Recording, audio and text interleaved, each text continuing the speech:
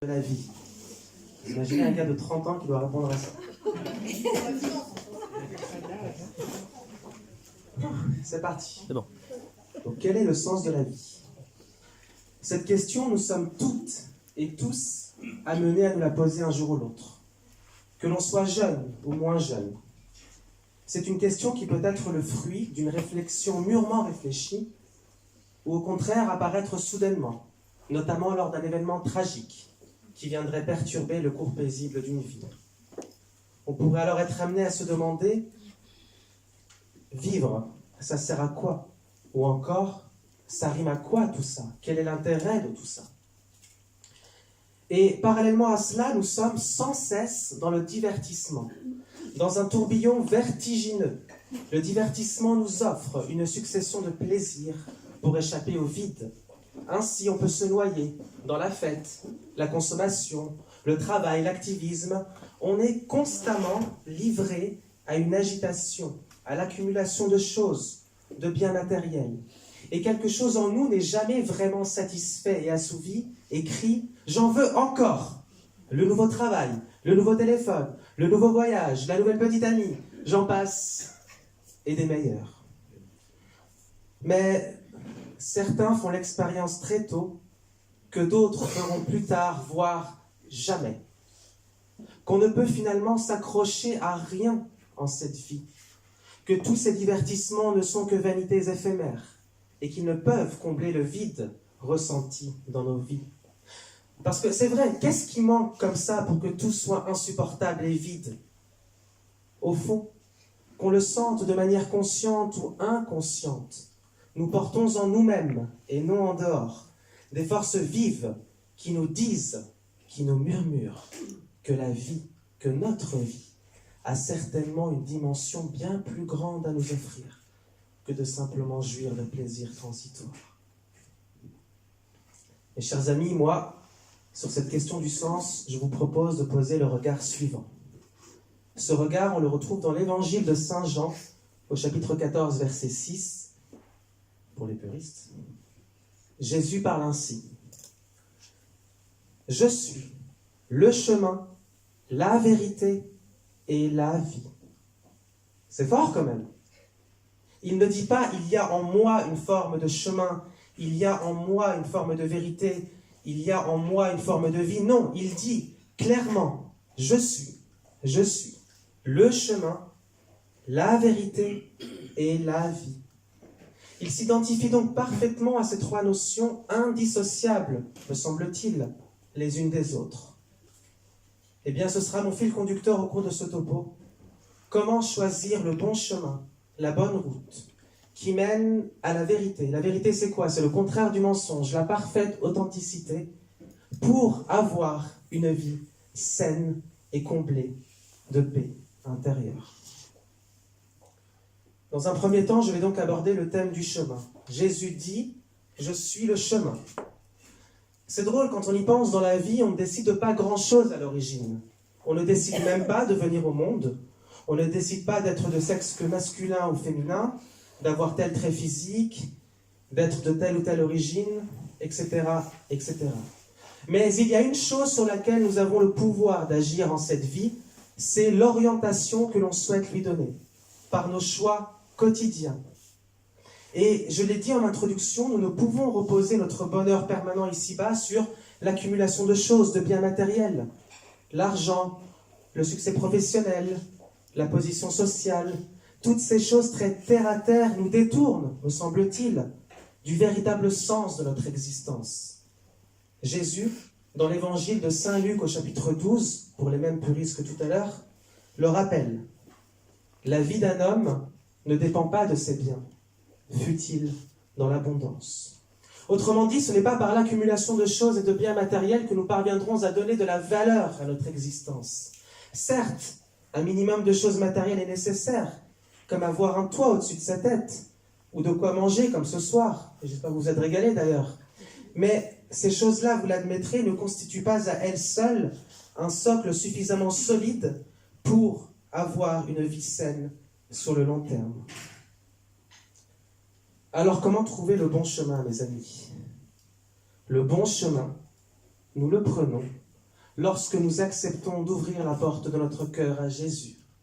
Jésus est là en chacun de nous. Il nous cherche, il nous appelle. Et si vous êtes là ce soir, je suis sûr que d'une manière ou d'une autre, Jésus a frappé à la porte de votre cœur. Alors si vous n'avez jamais ouvert cette porte, ouvrez-la. Et Dieu dit qu'il viendra dans ta maison, qu'il soupera avec toi et qu'il fera de ton cœur sa demeure. Alors laissez-vous envahir par cette présence. Mais au fait, le cœur, qu'est-ce que c'est? C'est l'endroit où Dieu te parle et où tu parles à Dieu en toute intimité, d'ami à ami. Mais justement, mes chers frères et sœurs, pour rentrer dans une relation intime, intérieure et aimante avec Dieu, il faut apprendre à fermer les yeux du corps et à ouvrir ceux du cœur. Jésus est là, il s'offre à nous, mais on ne peut le rencontrer que par l'écoute du cœur, l'intériorité, la prière silencieuse. Jésus frappe à la porte, mais il n'a pas de poignée.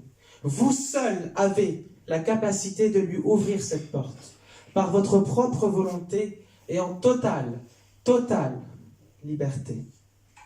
Mais il faut pour cela, je le répète, prendre le temps de l'écouter, le temps de l'accueillir. Quand on l'accueille, notre existence prend une toute autre dimension. On commence à davantage s'aimer soi-même, à accepter notre condition humaine avec toutes nos faiblesses et nos vulnérabilités, et on commence à davantage aimer les autres. D'ailleurs, le plus grand commandement que nous donne le Seigneur, c'est de nous aimer les uns les autres, comme lui nous a tant aimés. Tout notre être devient imprimé de Dieu, toutes nos actions du quotidien en découlent, les apparences deviennent secondaires, tandis que les vertus de bienveillance, d'humilité, de partage, d'entraide, de communion deviennent nos compagnons de route. Concrètement, cela passe par de petits gestes quotidiens, aussi minimes soient-ils. Jésus rappelle d'ailleurs qu'à chaque fois que nous aidons un de ces petits, c'est-à-dire une personne faible dans le besoin, chaque fois que nous aidons un de ces petits, c'est lui, c'est Jésus que nous aidons. Concrètement, cela peut être par exemple aider une vieille dame à traverser la rue, offrir un verre d'eau à une personne assoiffée, tendre son oreille et apporter un sourire à une personne dans la détresse, désemparée. Vous voyez toutes ces petites choses qui font pourtant, je pense, la différence.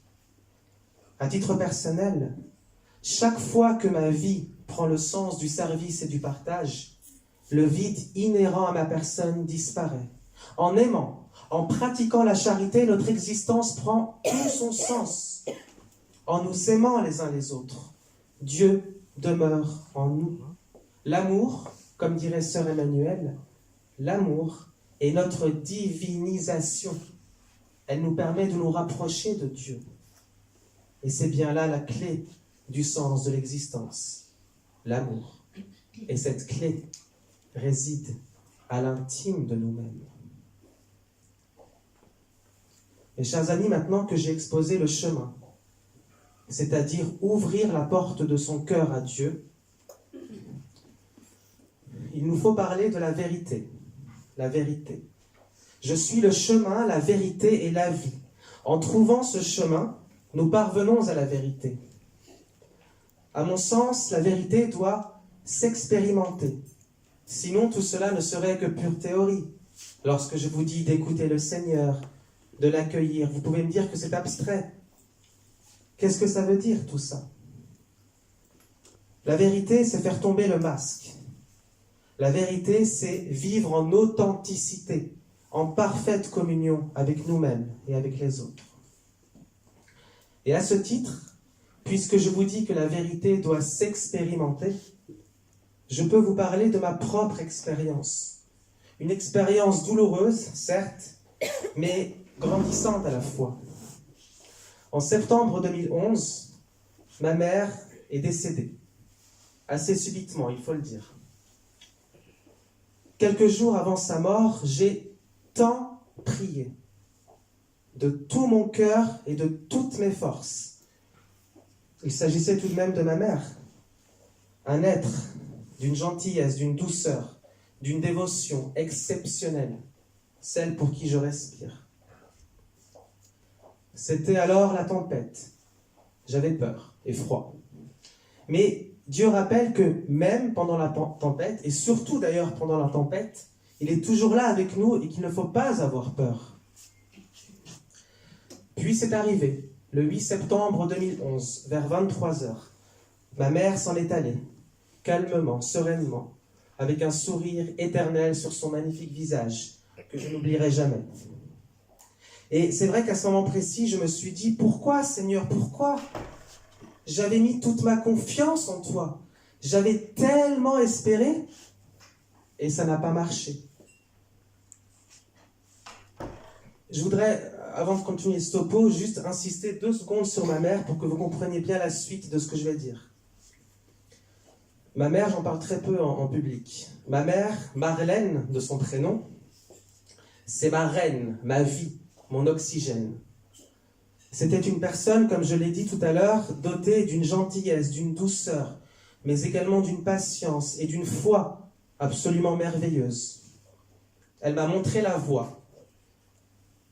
Et je voyais en elle déjà les prémices du paradis, et je le lui disais de son vivant. Je le voyais dans son regard, dans sa douceur, dans l'amour infini qu'elle me portait tous les jours de sa vie, vraiment tous les jours de sa vie. Et je ne remercierai jamais assez Dieu de m'avoir donné cette femme comme maman. Je lui suis infiniment et éternellement reconnaissant. Il m'a donné un cadeau inestimable. Donc maintenant que je vous ai dit ça, je peux poursuivre en vous disant que la paix est arrivée très rapidement après son décès. Chez moi, chez mon père, chez mes 3 frères, nous sommes 4 garçons. Donc voilà, la paix est arrivée très rapidement chez nous 5. Parce que même dans la mort, la douceur extrême de ma mère s'exprimait. Et finalement, ce douloureux événement s'est fait dans la douceur et la grâce à son image. Et tout cela, bien évidemment, grâce à Dieu. Je compris alors cette phrase du Seigneur au travers du prophète Isaïe dans l'Ancien Testament. Le Seigneur parle ainsi. « Mes voix ne sont pas vos voix, et mes pensées ne sont pas vos pensées. » Autrement dit, je devais comprendre que le plan de Dieu était différent de ce que je pouvais imaginer. Oui, Dieu avait un plan et je devais l'accepter avec confiance. C'est le terme, confiance. Et j'ai compris également le sens du mot « Amen » qu'on dit souvent à la messe. « Amen », ça veut dire tout simplement « ainsi soit-il ». Donc ça rejoint cette notion de confiance. Oui, Dieu avait un plan, je devais l'accepter. Amen, ainsi soit-il. Et je dois vous dire que la tristesse humaine ressentie ici-bas de perdre ma reine, vous n'avez pas idée à quel point elle représente tout. Eh bien, cette tristesse, couplée à de la colère, à de la révolte, tous ces sentiments désagréables sont largement surplombés par le bonheur intense de la savoir au ciel. Et ce bonheur intense de la savoir au ciel continue de m'habiter jusqu'à aujourd'hui, et c'est ce qui me permet d'être là, en pleine forme, heureux, énergique. Et je dirais que depuis maintenant 7 ans, je fais et je continue de faire une rencontre personnelle avec le Christ. Il y a 7 ans, je pense que j'ai eu une seconde naissance. Et les dates vraiment sont là pour l'attester. Ma mère est partie le 8 septembre, date de la naissance de la Vierge Marie. Elle a été enterrée un mardi 13 septembre 2011. Et moi, je suis né un mardi 13 septembre 1988. Donc vous voyez, la mort de ma mère et son enterrement coïncident parfaitement avec mon 23e anniversaire. Donc c'est une renaissance pour elle et pour moi. Alors pour certains, ce sera le hasard, mais je pense que le hasard est la forme que prend Dieu justement pour passer inaperçu. Comment j'ai compris ces dates ? C'est comme si plutôt Dieu voulait me dire « Ta mère a fini sa mission sur terre, elle s'en va au ciel, elle va bien, elle veillera sur toi, sur ton frère, sur tes frères, sur ton père, sur tout le reste de la famille et plus généralement sur le monde. Maintenant, Laurent, continue de vivre. Je te donne un nouveau souffle, une nouvelle naissance en ce mardi 13 septembre 2011. Voilà comment je comprends ces dates. Et depuis maintenant 7 ans, je me sens investi d'une mission dans laquelle je suis avec Jésus tous les jours de ma vie. Et tous les jours de ma vie, je me pose cette question, comment je vis. Lorsque personne ne me regarde et également lorsque je suis exposé au monde, comment je vis du matin au soir. Et je vous invite également à vous poser cette question. Comment vous vivez? Et à la question comment je vis, j'ai redécouvert les Écritures saintes, c'est-à-dire la Bible. Voilà ce que ça veut dire écouter le Seigneur, l'accueillir, lire, relire la Bible, se taire, prier en silence, méditer et également accepter les événements tels qu'ils arrivent. Parce que chaque fois que vous acceptez un événement qui est contraire à votre volonté première, eh bien d'une certaine manière, c'est comme si le plan de Dieu se révélait petit à petit à vous. Alors certes, humainement, on ne peut pas forcément le comprendre tout de suite, mais il faut prendre le temps. Et à la question « Comment je vis ?», je voudrais vous citer ce magnifique passage de Saint Paul où il décrit les fruits de l'esprit. Les fruits de l'esprit sont à recevoir et à accueillir par la grâce de Dieu. Les voici. Amour, joie, paix, patience, bonté, bienveillance, fidélité, douceur et maîtrise de soi. Voilà. Tous les jours de ma vie, j'essaye d'être attentif à ces fruits de l'esprit qui, je pense, peuvent mener à la vérité avec Jésus pour une vie en totale authenticité. Et en ce sens, mes chers amis, j'ai compris que Jésus est la vie. Vous vous rappelez? Je suis le chemin, la vérité et la vie. Oui, j'ai compris également que la mort faisait partie de la vie et qu'il fallait l'accepter. Et au titre d'en choquer certains, ça peut même être une célébration, les dates sont là pour l'attester. Dès lors que l'on a ouvert la porte de notre cœur à Jésus, mais véritablement, en authenticité, tout prend son sens et il faut avancer avec confiance. Oui, Jésus est la vie. Cette vie qui comporte son lot de souffrances. Mais lorsque Jésus dit « je suis le chemin », Jésus n'a jamais dit que ce chemin serait une autoroute. Ce chemin peut être semé d'embûches. Et souvent d'ailleurs dans cette vie, on se retrouve dans une impasse. Imaginez la vie comme un carrefour. Et il y a plusieurs sorties dans ce carrefour, chaque sortie correspondant à une prise de décision de notre part, à un choix de notre part. Et à un moment donné, vous prenez la mauvaise sortie ou une sortie où vous vous retrouvez dans une impasse. C'est peut-être votre couple qui ne va plus, c'est peut-être la relation avec vos enfants qui est brisée, c'est peut-être dans votre travail. Il y a plein de situations et je peux passer ce micro à chaque personne. Et chaque personne sera dans une situation différente que son voisin ou sa voisine. Oui, on peut parfois se retrouver dans une impasse et se détourner de Dieu. Mais c'est normal, nous sommes pécheurs. L'homme est pécheur par nature, c'est-à-dire qu'il peut se détourner de Dieu. Et je dirais même que c'est parfois utile, à condition de se repentir.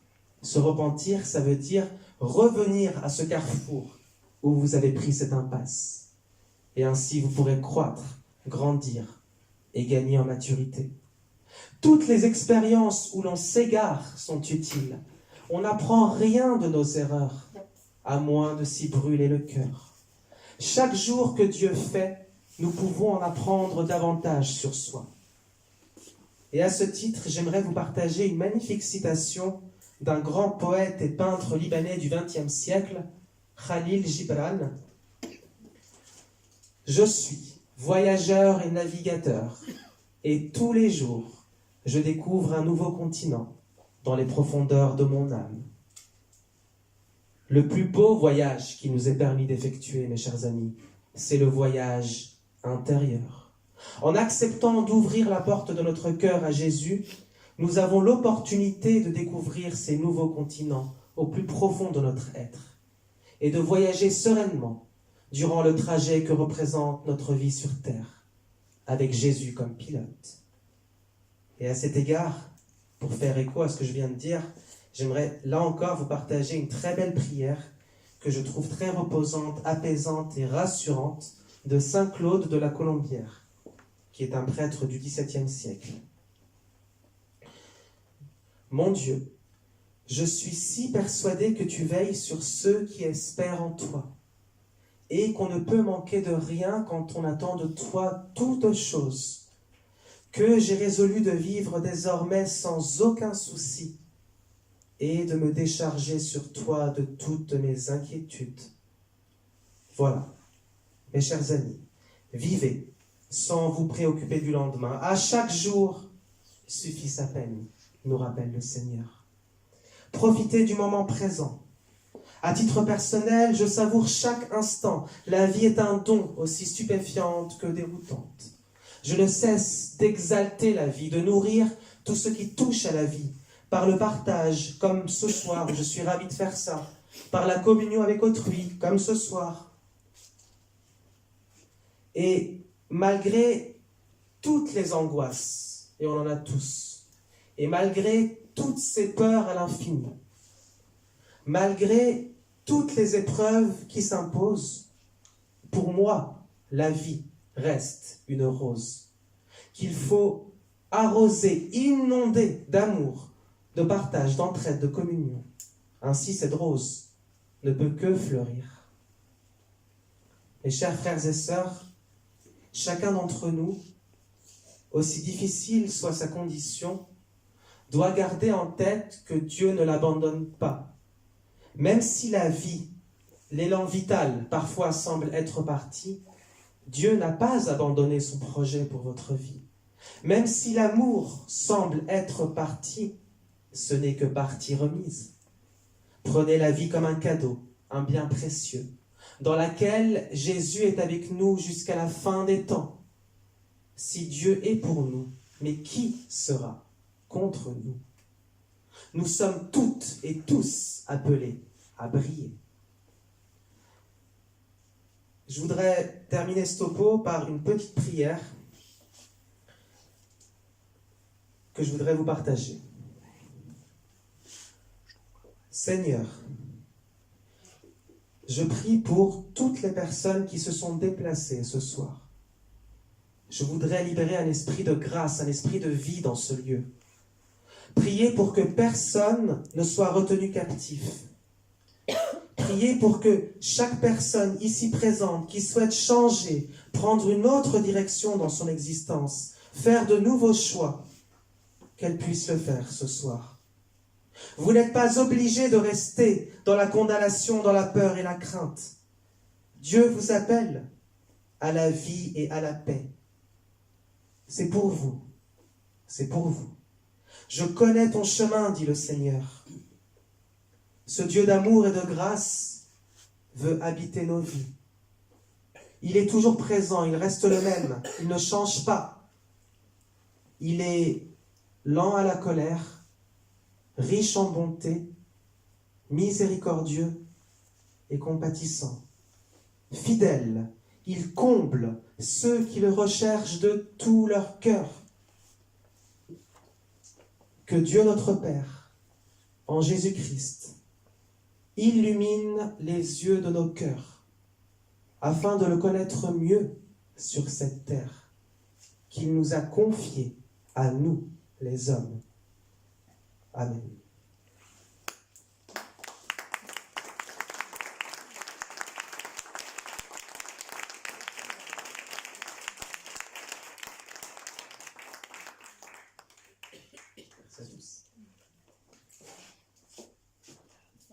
Merci beaucoup Laurent pour ce topo où voilà, tu as mis tout ton cœur. Laurent est un de nos orateurs voilà, les plus talentueux parce que moi j'observais que tu n'avais pas de papier et je suis assez scotchée. Voilà, merci à toi. Alors, je voudrais maintenant passer sur une autre séquence qui est un temps de témoignage.